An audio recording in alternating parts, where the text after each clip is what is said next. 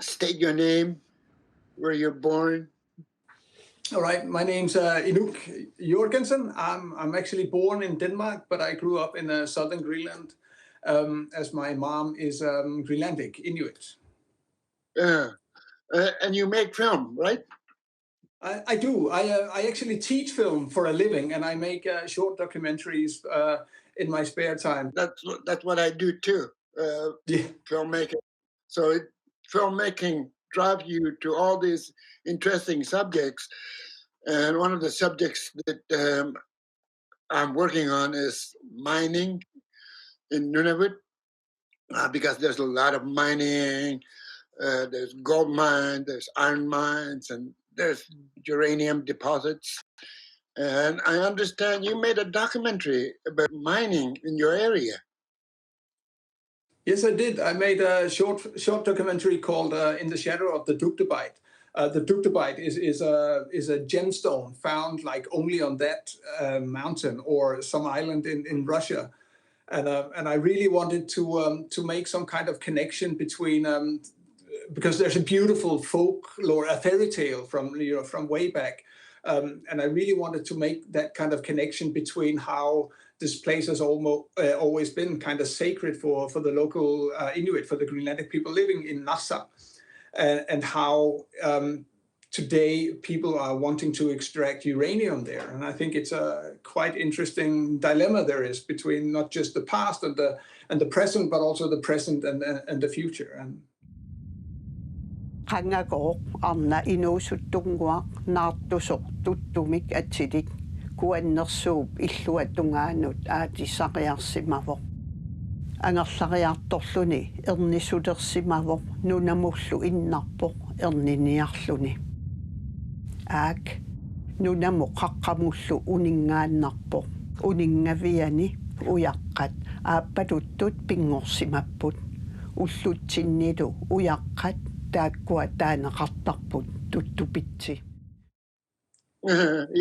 it happened too here in the Canadian Arctic, in the community of Baker Lake, where they wanted to extract uranium, and it was a big issue. I'm in capital of Nunavut, Iqaluit. Tonight I will be at the Arctic Ventures store,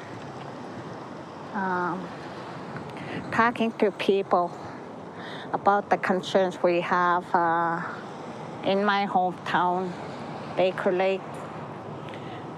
We have a lot of uranium exploration. One company has put in for a proposal for many projects, 6 major projects. We are requesting to the Legislative Assembly of Nunavut for thorough inquiry to see if uranium mining in Nunavut is safe. Somehow it never did happen. So what happened in your area? What happened is, I remember growing up in southern Greenland, and I remember that the Danish government had these. They were trying to extract samples from the mountain, just so they could do their own experiment thing. I don't know how much you know, but the Kingdom of Denmark has always been opposed to nuclear energy, but they wanted to do these tests. This was at the height of the Cold War, right in the 70s and 80s. And so they did these, extracted a little bit from the mountain to do the tests. And since then, it's been dormant for a long time. But since the beginning of the 2000s, international interest began to rise in the mountain, the Dugdebite mountain, as I call it in the film. And this whole idea of wanting to make an open pit uranium mine was really starting to get reborn. In fact, during the 1970s and 80s, when samples of the excavated rocks were transported through the town, Mayor Agnete Nielsen had a road dug out in order to safely bypass the school and the church. No church-going public nor child should be contaminated by the dark matter from the mountain as it made its way to the labs and power plants of the civilized world. This may have been a mere symbolic gesture. What is an indigenous puppet government to do anyway? Because you see, when it came to the colony that was Greenland, priorities seemed to be on the closing of settlements, draining of the sea as well as the land, and in the process, traditions and respect of the land was forgotten. All in the name of development and prosperity. Prosperity at any cost.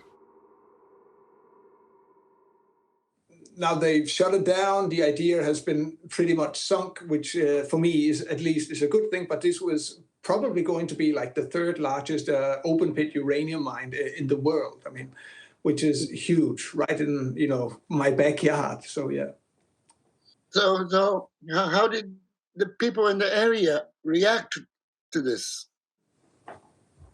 I think most people were definitely against it, right? But you have to understand these are very rural areas of southern Greenland. I mean, jobs are not something growing on trees because first of all, we don't have any trees, right? But there are not that many jobs, and the fishing industry that modern Greenland was pretty much based upon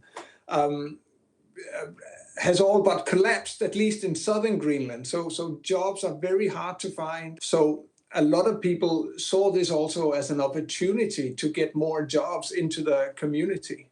And I think a lot of the advertisement, the PR that the international firms that wanted to dig a hole in the mountain, a lot of their arguments were, no, we're bringing jobs to Greenland. We're bringing a lot of jobs. But, maybe the whole place would probably, employ like a couple of thousand people, and maybe 100 or 200, maybe even 300 would be Greenlandic.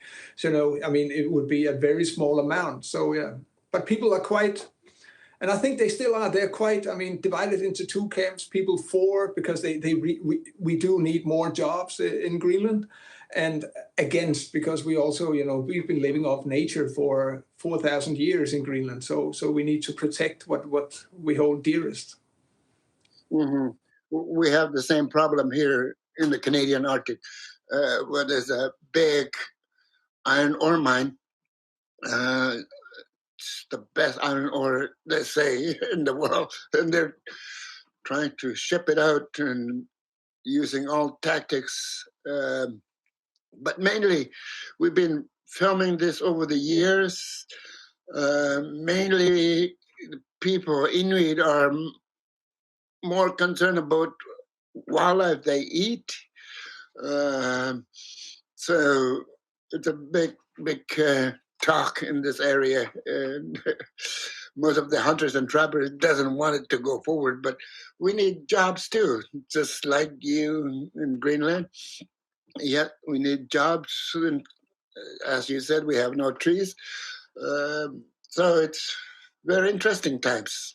We are dealing with the same post-colonial issues. If you call now, at least in Greenland's mind, we don't really have a colonizer anymore, except now we have these big, huge international corporations wanting to come and extract everything they can from our country, which is a huge problem because, we still live off the sea, and in southern Greenland we have a lot of farming. Sheep farming is a huge thing in southern Greenland, and it's been going on there since like before the Second World War. So people for generations have been living on these sheep farms, but this is all in danger because of this possible uranium mining. Yeah, and then we're going to have these giant ships passing through. People are concerned. What's going to happen to our food? Will it be contaminated? So a lot of these goes on the community radio. So it's happening everywhere. So it's good for economy. It's good for our young people. It's really bad for our culture and our animals. So that's the same situation we are in. Yes, and I think as indigenous peoples, as Inuit, who have always lived this close to nature, for us, this is what gave us everything. I mean, the food, all our myths, our language was born there. I mean, that's a connection I feel a lot of Westerners have a difficult time understanding. And if you see land and, everything, culture and language, if you see that as something you can exploit and make money of, I think, you're in direct contrast with our history and what we've been doing for the tens of thousands of years we've been living in the Arctic. Yeah. So the mining always wins. Is that my understanding? I mean, as much as we cry, their plan just goes ahead. Well, as the case of the uranium mine in southern Greenland, I mean, the company that was running this was an international corporation, partly owned by some Chinese company and Australians. They backed out for now. I mean, they haven't really completely left, but I think, because we just had a re-election for parliament in Greenland, and the new government of Greenland is opposed to this. So, I mean, at least for the next 3.5 years, this whole project has been put on ice.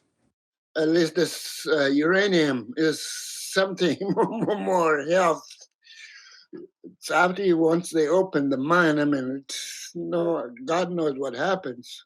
Yeah, I think that's what a lot of the local population was fearing. What will happen when the mine opens, and how will we cope with this? I mean, especially if you should put it in a historical context. I mean, in northern Greenland, in the town of Greenland, they used to have this mine also.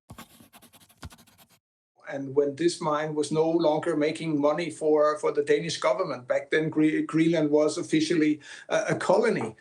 They decided from like 1 month to the next to close down Greenland as a town, right? And people were giving the choice to move or to stay and starve. So a lot of people were moved. I mean, voluntarily was the official explanation, but it never actually was a question of whether to move or not, right? As a child, I was told that in 1972, when the colonial government that ruled Greenland closed the settlement of Greenland, the inhabitants were forced to move into greater and more centralized towns. Like the fish they had been catching during the summertime for millennia, families were herded into the apartments of the Inuit, the new town. Gone were the open spaces that people had cherished for hundreds of years. And slowly the ways of old started to erode, and lives were ruined in the process. As the cramped buildings of modernity were filled, dreams and traditions of many were forgotten. Greenlandic communities saw this huge decentralization during the 50s, 60s, and 70s. And in a way, if this uranium mine would have happened in Greenland again, I think you would have seen some of the same processes, like people being forced to move because they could no longer hunt or fish or do the sheep farming that they do so much in southern Greenland. So it would be the same kind of situation happening, but not controlled that much by a colonizer, but by the international community, through money. But we have the same problems. The minings are happening in our hunting grounds. So we're trying everything we can, and we can't stop it. They've been mining, and they want bigger. Now they want trains up there. They want to transport iron ore by train. Right now it's been moved around by trucks. Now they want railway, which will cut right through Baffin Island. That Caribou will be blocked. So we have this situation, and we want to I wanted to talk to you and learn more about what's happening in other Inuit world. I know you guys are way ahead of us, but we're using filming to talk to our people. So is that what you do too in your area? In my short film that I made about this mining, or this possible mining in southern Greenland, I didn't really want to point fingers as you know, at foreign aggression as such, but I really wanted to ask the question: Do we know what we're doing? I mean, do we know if we allow these foreign powers to come in and exploit our country? Do we know what this actually means for us? And I actually think we're not that well educated to be able to give, to have an overview. And I think that's something that foreign foreign companies who want to extract, everything from our lands. I think that's one thing that they exploit. That they have the promises of many jobs, which may not be that many, and lots of money, but people can't really put it into some kind of perspective. And I think that's important. And for me, that's been the driving question, so to say, in my filmic process with In the Shadow of the Dugdabite. Yeah. In the great shadow of colonialism and failed industrialization, the traditions of my people were repressed by well-meaning strangers that knew nothing of our stories. Yet sometimes it seems we too are starting to forget, and that we too have learned nothing. In the frantic quest for economic independence and spiritual sovereignty, many are today eager to sell off the land, rock by rock, to any outsider that has the means and the capital to drill in the Arctic wilderness. The next foreign power digging in the sacred mountains of the Dugdabite may not do it out of good and generosity for the people, and may not be our friend. History has taught us that much.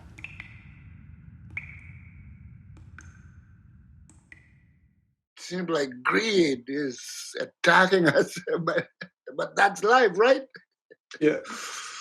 Yeah, definitely. And if you look at our people historically, I mean, greed is not an Inuit thing. I mean, we've been sharing everything, right, through what we in Greenland call becha. I mean, if you caught like a walrus or a seal or a whale, right, you deal it out. I mean, and the first people to get something were the weak, were the old, were the the widows, and the small children.